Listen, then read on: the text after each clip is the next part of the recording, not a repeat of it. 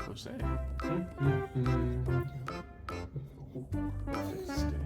Piranha. Ah! Dude, what? Why? Why would you just do that? You can knock on the door. Oh my god, I almost died. Oh, I almost died. Oh my god, I was almost killed. I thought this would be like a fun dimension hopping little mission that we were gonna go on to, but people were killed. People died. I almost died. I almost didn't make it. Are you okay? Can I help you with something? Here, take this. What is this? Yeah, pretty cool, huh? A piece of Aztec gold from the Pirates of the Caribbean film franchise? That's exactly what it is. Also, don't tell any other Dallin about that. That stays between you and me. Okay, I guess I can put it in this piranha that I was gonna set up when you rudely barged in. But also you have the video this week. What? I thought that was the whole Tiki Shirt guy thing that he was gonna be doing this week. I thought that was his turn. Ah, please. He'll help you from a distance. He's on assignment at Disneyland today. Well, at least I'm not waiting in lines all day. What's he doing? It's about waiting in lines all day. This video brought to you, of course, by the Magic Candle Company. Visit magiccandlecompany.com and use offer code OFFHAND for 15% off of your order. And a very big thank you to them for sponsoring this video.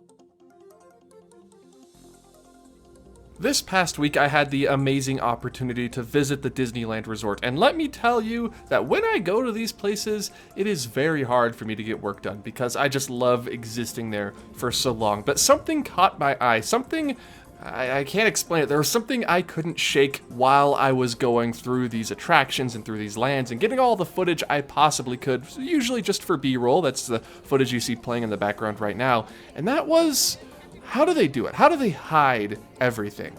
You see, walking into Main Street USA, you may think you're looking at the Emporium or maybe a fire station, but you're actually looking at the facade in front of the Jungle Cruise boat storage area. Yeah. And I was barely into my trip. This was my first walk down Main Street when I realized, I started to think.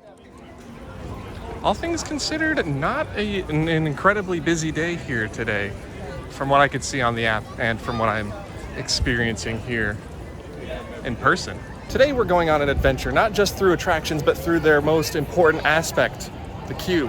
Now the average person would say, well, the queue is not very important. That's just where we bide our time waiting in line for attractions. But my friends, I'm here to tell you that you are oh so wrong. Because the art of the queue is something that is not pulled off very easily, especially here at Disneyland. I just passed the Tiki Room, it was very busy. But here at the Jungle Cruise, Tropical Imports, it's looking a bit more manageable. And let me tell you why that is, because it may very not be manageable at all. It may actually be a lot worse. Yes, the queue, that dreaded barrier between us and our ride experience. But when you look deeper into the details of the queues that you can find at the Disneyland Resort, and yes, in some cases Walt Disney World, you might be surprised. And today I thought I would raise my voice. What is this? Okay, who didn't prepare the green screen? I'm gonna fire that frog. And today I figured I would raise my voice in defense of those who cannot defend themselves. The voice for the voiceless, and that's right, in this case I am talking about Disneyland queues. But I do think that they are underappreciated in what they help do for the attractions that they precede. It's not just a way of funneling guests through a building, although it is that a lot of the times. It can be something so much more, and I figure we'll start in one of my favorite lands. Not my favorite, but one of my favorites, Frontierland at Disneyland, at Big Thunder Mountain Railroad. Oh yeah, we're here now. Very cool. Through the walls of the Frontierland Fort to observe a very empty, actually, standby switchback queue. This is the enemy right here. This is the villain of the video. Again, all of these points are going to make sense here in a second. All the way up to this beautiful attraction, Big Thunder Mountain Railroad, with a current approximate standby wait time of 30 minutes. And would you look at that? It's protruding from its boundaries. I was going to prove a point here, but I guess the point will have to be proven a little bit later. Now, Big Thunder Mountain Railroad falls into the first category of queues I'm going to call queue hiders, because, obviously, as the name implies, it hides the queue from the average guest standing in front of the ride. In this case, it's to make it so you can't really see whether or not the wait time is 30 minutes or not. It's gonna make you want to get in line because it looks shorter, because you can't see the rest of the standby queue winding around Rainbow Ridge. In the case of Big Thunder Mountain, you descend deeper and deeper into the hill, and eventually into a sort of mine shaft before crossing underneath the tracks, actually, the railroad tracks themselves. You can see the train going over right there. How cool is that? So right away you're getting kinetic energy, which I talked about in my last video was extremely important, watching the rides go by as you stand in line, as you're enjoying the land, and 2, a little bit of story, a little bit of context. But I have to pay respect where respect is due, because Big Thunder Mountain wasn't the first Wild West attraction to hide its queue within the rockwork of the ride. No, in fact, that honor goes down the street to Knott's Berry Farm, to Bud Herbert and Walter Knott with the Calico Mine Train ride. They were the first ones to do it, and it inspired Walt to, rather than having metal switchbacks going back and forth across hot tarmac, which does not sound fun. So that's why when you're waiting for Peter Pan or waiting for Mr. Toad, it seems to get a little boring. Whereas we're waiting for Big Thunder Mountain or Space Mountain or the Haunted Mansion, it's a little bit better. It's a little bit easier on the temperature receptors on the body. That is all thanks to Walter Knott and Bud Herbert down the street for giving Walt Disney the idea of hiding cues, of working it into the landscaping and working it into the story. And there's no better example of that than Big Thunder Mountain, especially when it comes to Wild West themed attractions, which Knott's is famous for. Now obviously Big Thunder Mountain Railroad wasn't around during Walt's time, but the Mine Train Through Nature's Wonderland, which did have its queue incorporated into the little town of Rainbow Ridge, which is still there. Notice you have to go around down a path down that way and turn a corner in order to get into the actual queue. It's hidden. It's hiding from us. You can't see it. But to fully experience the brunt of a hidden queue, if you can't tell, we're now making our way through Frontierland after being at Adventureland. We are going to make our way to the other side of the park to Tomorrowland, where the art of the hidden queue is pulled off remarkably well. And I will also explain more when we get there. We'll walk through the beautifully flowered up hub here, past the statue of Walt and Mickey, past the eternal construction walls into Tomorrowland proper. Now the Astro Orbiter and a lot of flat rides give a good example of just non-hidden regular queues. The queues that you can see everywhere, you can see how long it is, you can see all the people in line, and that can easily dissuade people from hopping into the line. And the aforementioned Astro Orbiter or Fantasyland dark rides are a good example of what not to do for a queue, especially, as we'll come to talk about later, Storybook Land. Listen, metal switchbacks are not the way to go. Even with Fantasyland dark rides, there are ways to do it properly, like Peter Pan over at the Magic Kingdom. The interactive queue is not just a bunch of metal stanchions and chains. It's a beautiful environment crafted by Imagineers, rather than just doing this in line for Peter Pan for the better part of 40 minutes of your day in the sun without shade. If you can tell, I'm getting bored just talking about it. And if you're not bored watching this, then I don't know what you're doing, because this is extremely boring. Queues need to be immersive. Oh good, it's moving. But I didn't drag you all to Tomorrowland with me to look at the worst queues. No, why did I drag you all here again? Oh yeah, because the absolute king of the hidden queue is actually right here in front of me. Space Mountain, the tip of which is right there, and you can't really see. There's a facade. Space Mountain. And all of the line, all of the queue, you have to go down this dark, dingy Epcot 92-esque hallway to reach the queue. It's all hidden. 75 minutes. You guys can't see that, but I sure can. It says 75 minutes. Oh, and I love this mural on this wall over here. I'm getting sidetracked, but like, look at this. The city of the future, Space Mountain. And back there is the queue of the future. Most of which is hidden actually in the upper level of the Starcade, what is essentially right up there above me and to the right. And even in extended queue areas with a lot of metal switchbacks, Disney does work a little bit of story into the Space Mountain queue with the Astraeus telescope and the photos it has taken. Now I'm here all by myself, so I get to go through the single rider line, but don't worry, I will show you the queue a little bit later when the wait time dies down.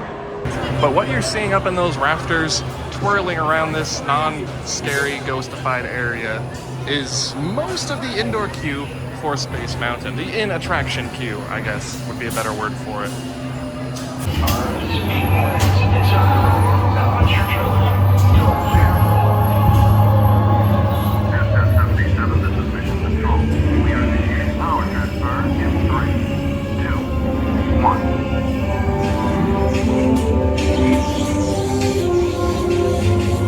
I tried to film that ride, it's just super dark and nothing catches on camera, so I guess you'll have to deal with the first 8 seconds before I'm plunged into total and utter unending darkness. So Space Mountain, pretty cool e-ticket attraction, keep that in mind, e-ticket. And we've experienced that wait now. There's another e-ticket I want to go to before I prove my point, I make my point, I should say. There it is. And this time I'm actually going to stand in the standby line. Who could believe it? Certainly not me. Specifically to, one, make the queue easier to handle and easier to wait in, but two, to make it a little bit more immersive and a little bit more hidden. Now, the Indiana Jones Adventure is a very interesting e-ticket. It's very weird because most of the standby is actually inside. You're not skipping too much on the outside here, where the temple is. Yes, there's a couple of switchbacks out here, but the main brunt of your wait is going to be once you head inside with everybody else, including, by the way, Lightning Lane guests. Also, who would I be without stopping off real quick on the newest SEA attraction coming to the Disney parks, the Adventureland Treehouse. Look at that, it's nearly finished. I can already hear the chants of Kungaloosh. Anyway, Indiana Jones is what we're talking about this video. So not only is the queue hidden from your view from the main boulevard of Adventureland, you also have to go through switchbacks and into the themed interior queue, which I must admit is usually a fun wait. You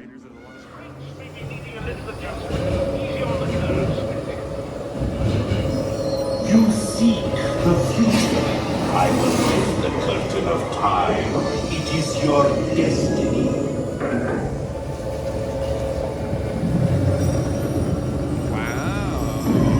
Very cool.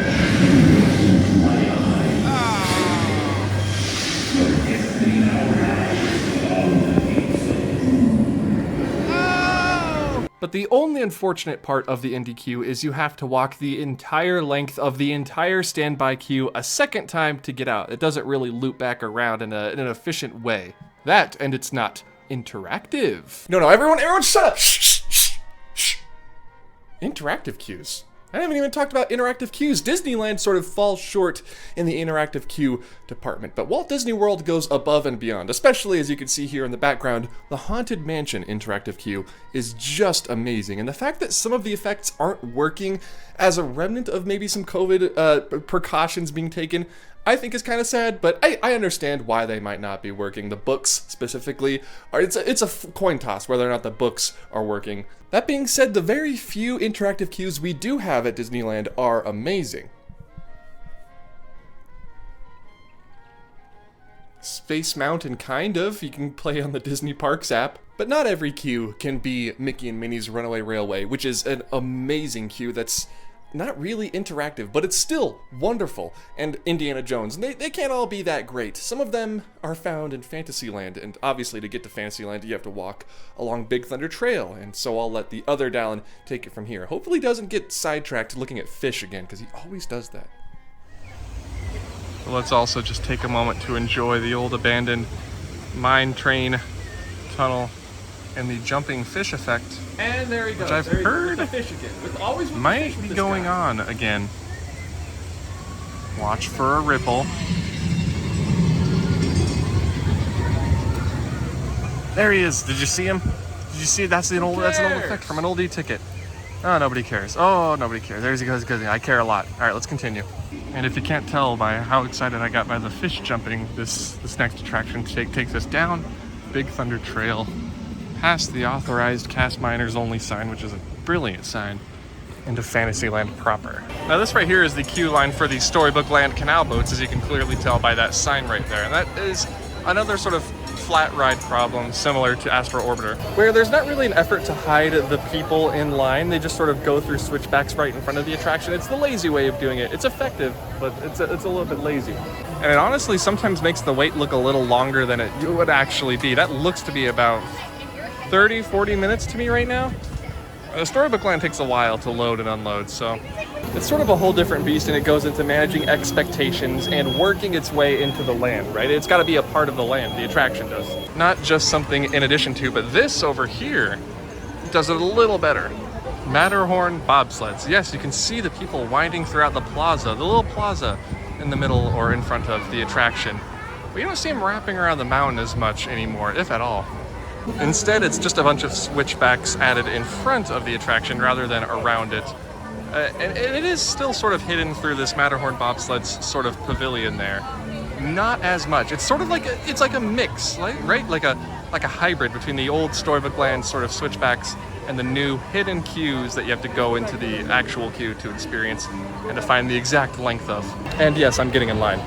But this attraction, luckily enough, actually offers single riders, so that's what's going to be happening. But you can get a good look actually here of the Fantasyland side. This is Lightning Lane / Genie Plus / Fast Pass scanning, and here is the main waiting area, the big pavilion where everybody's waiting for their bobsled. All right there, leading back up to the single rider line, which I am about to hop into right now.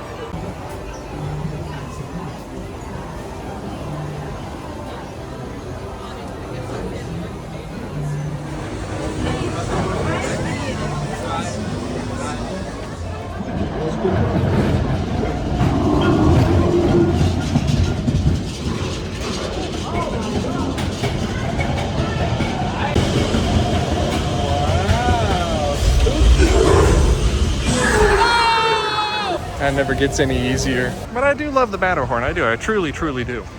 We'll wrap up the video here at the Disneyland Hotel, where there is actually no queue, there are no lines. But there is a replica of Old Unfaithful from Mine Train Through Nature's Wonderland, an old attraction in Frontierland where Big Thunder Mountain currently sits. And of course, Cascade Falls behind it, flowing through the background right there. Wow, what a beautiful reference and homage to a classic Frontierland attraction that does, in fact, have a hidden queue that is now part of the attraction. Everybody, thank you all so much for watching this video. I look forward to seeing you all in the next video. In case you didn't know, there are no physical queues at the Disneyland Hotel. They're all virtual, like the one I'm waiting in right now for Trader Sam's. I will see you all in the next video, though. Maybe at Trader Sam's. Whoa, hold on.